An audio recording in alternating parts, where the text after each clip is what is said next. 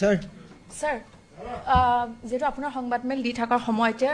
গৌৰৱ গগৈ এটা টুইট কৰিছে আপোনাৰ সংবাদমেলখন ফ্লপ বুলি কৈছে আৰু চি গ্ৰেডৰ চিনেমাতকৈও বেয়া বুলি কৈছে চাওক এই শব্দবিলাকে জিন্তু গগৈ তেজৰ মূল্য দিব পাৰিব জানো এই সম্ভৱবিলাকে কাৰ্গিল যুদ্ধৰ শ্বহীদসকলৰ তেজৰ মূল্য দিব পাৰিব জানো ফ্লপছু শব্দটো এই শব্দটো দিয়ে সব হৈ যাব এই ফ্লপছু বুলি ক'লে আপুনি উৎসাহেৰে মোক সুধিলে তো যিবিলাকে পাকিস্তানৰ লগত যুদ্ধ কৰি প্ৰতিদিনে মৃত্যুবৰণ কৰি আছে শ্বহীদসকলক তেওঁলোকৰ পৰিয়ালৰ ওচৰত গৈ গৌৰৱ গগৈয়ে কওক এইটো ফ্লপছু বুলি কিমান মানুহ মৰিছে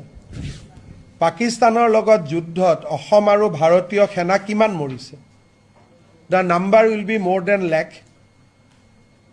আমাৰ অসমৰ কিমান মানুহে বাংলাদেশৰ সময়ত পাকিস্তানৰ লগত যুদ্ধ কৰি মৰিছে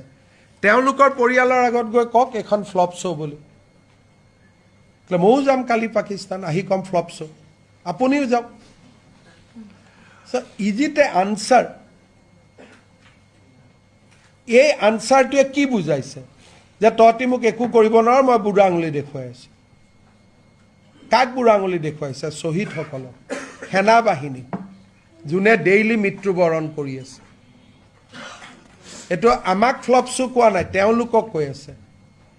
তোমাৰ পৰিবাৰে পাকিস্তানৰ দৰমহা ল'ব তোমাৰ পৰিয়ালে পাকিস্তানত অহা যোৱা কৰি থাকিব তুমি 10 দিনলৈকে গৈ তাতে ট্ৰেইনিং ল'বা ল'ৰা ছোৱালীক বিদেশী কৰিবা এণ্ড ইটছ ফ্লপছু তো এনেকুৱা উত্তৰ যদি দিয়ে সেইজন মানুহৰ পৰা কালি পৰহি কি ক'ব অসমৰ মুখ্যমন্ত্ৰী হ'ব ইয়াত পাকিস্তানৰ চোৰাংচোৱা ঘূৰি থাকিব এৰেষ্ট কৰিলে ক'ব ফ্লপছু